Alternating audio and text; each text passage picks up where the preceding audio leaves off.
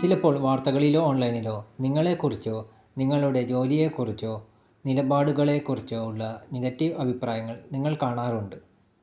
അത് അസ്വസ്ഥത ഉണ്ടാക്കുന്നതും അന്യായമായതും നിരാശാജനകവുമാകാം. എന്നാൽ വൈകാരികമായോ ആവേശത്തോടെയോ പ്രതികരിക്കുന്നത് പലപ്പോഴും കാര്യങ്ങൾ കൂടുതൽ വഷളാക്കുകയും ആ തെറ്റായ വാർത്ത കൂടുതൽ ആളുകളിലേക്ക് എത്തുകയും ചെയ്യും. അപ്പോൾ പ്രതികരിക്കാനുള്ള ശരിയായ മാർഗം എന്താണ്? ആദ്യം ശാന്തത പാലിക്കുക.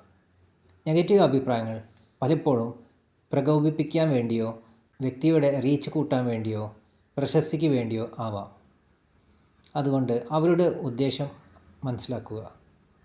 വിമർശനമോ തെറ്റിദ്ധാരണയോ ആണെങ്കിൽ യുക്തിസഹജമായ തെളിവ് ഉപയോഗിച്ച് പ്രതികരിക്കുക. അവരുടെ വികാരങ്ങൾക്കല്ല, നിങ്ങളുടെ പരിഹാരമോ കാഴ്ചപ്പാടോ പങ്കിടുകയോ ചെയ്യുക. നിങ്ങളുടെ ഒപ്പം ഉള്ളവരോട് യഥാർത്ഥവും പോസിറ്റീവുമായ അനുഭവങ്ങൾ പങ്കിടാൻ ആവശ്യപ്പെടുക.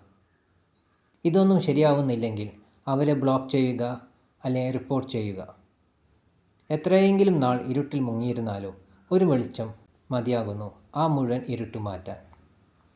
അതുപോലെ നെഗറ്റീവ് വാർത്തകൾ എന്നും ഉണ്ടായിക്കൊണ്ടിരിക്കും. പകരം പോസിറ്റീവ് വാർത്തകൾ കൊണ്ട് അതിനെ മറികടക്കാൻ ശ്രമിക്കുക.